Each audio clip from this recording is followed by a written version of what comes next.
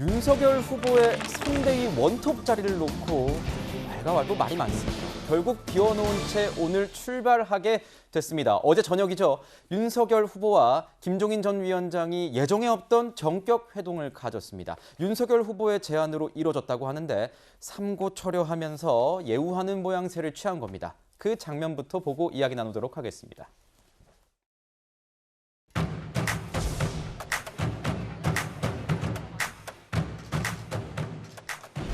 이쪽으로. 요즘도 매일 운동을 하시죠? 매일은 보통 그냥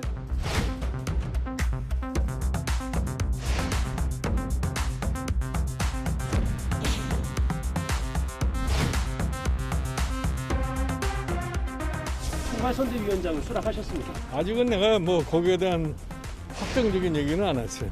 구체적으로 말씀드리기는 좀 그렇고 시간이 조금 필요하시고 또 어떻게든 잘 되도록 도와는 주겠다.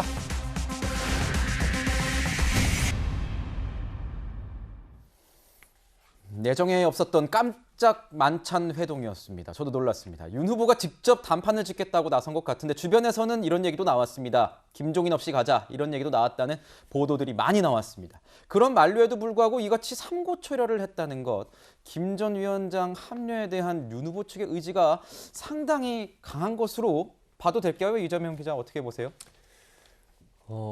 굉장히 강하다고 봐야겠죠. 기본적으로 마지막까지 어쨌든 모시려고 하는 노력은 분명히 하고 있다 이렇게 볼 수 있을 거고 그럼에도 불구하고 분명히 어제 그 깜짝 만찬 자체가 마지막 단판의 성격도 분명히 있었지만 어떻게 보면 결별의 명분의 성격도 분명히 있다 이런 생각도 좀 듭니다. 결별의 명분이 될 수도 있다. 네. 그렇죠. 이제 윤석열 후보 입장에서 봤을 때 어쨌든 자기가 마지막까지 삼고초려하고 최선을 다했지만 뭐 결국은 이제 모실 수 없었다 이런 이제 명분도 될 수 있다 이런 생각도 드는데 저는 기본적으로 이런 생각이 듭니다. 지금 저희가 조금 전에 지지율도 봤지만 윤석열 후보가 어쨌든 김종인 전 위원장을 모시려는 이유가 분명하죠. 어쨌든 자신이 기본적으로 뭐 정치 신인이고 부족한 정치력이라든지 정책 역량이라든지 이런 것들을 이제 김종인 전 위원장으로부터 도움을 받고자 하는 건데 오히려 잘못하면 지금 그냥 인선에 나날이 없고 또 어떻게 보면 김종인 위원장의 이게 계속 끌려가는 그냥 모습이 지금 연출되고 있는 거죠 현재까지. 그러면서 오히려 본인이 부족한 정치력을 만회하려고 이제 김종인 전 위원장을 모시려고 하는 건데 거꾸로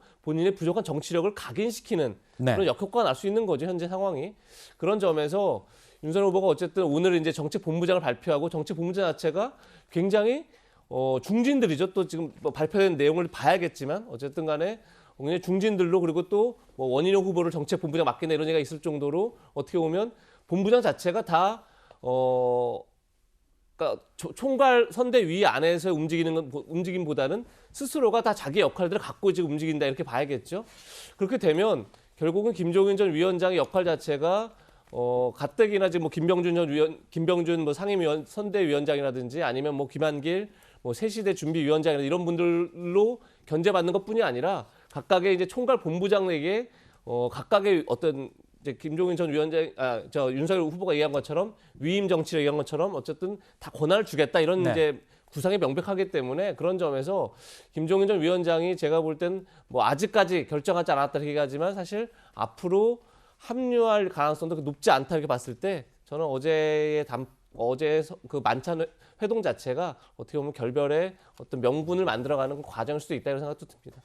어제 단판 짓지 못했던 이유 중에 하나는 김병준 상임 선대위원장 임명을 둔 갈등이 여전히 남아있기 때문인 듯합니다. 회동에서 윤석열 후보는 김병준 전 위원장의 역할에 제한을 두겠다 이렇게 제안도 했다고 하는데 인선 갈등이 앞으로 어떻게 해결될지도 궁금합니다. 박정화 대변인께 좀 여쭤볼게요. 네. 지금 이재명 기자 같은 경우에는 이게 결별의 고비를 넘긴 게 아니라 오히려 결별의 명분을 만들어줄 수 있는 어제 만남이었다 이렇게 평가를 했는데 어떻게 평가하세요? 이 정말 결별할 수 있는 겁니까? 저는 조금 다르게 봅니다. 네. 그러니까 어제 오전에 권성동 사무총장이 김종인 위원장을 만나 뵈러 갔었고 저녁에 갑자기 만찬을 한다는 뉴스를 보고 제가 이제 그래도 좀 안도했었는데 이후에 이제 들리는 속보를 보면서 그때부터 저녁 뉴스도 안 보고 오늘 아침 조간도 사실은 잘 안 보려. 짜증이 막 나가지고 말이에요.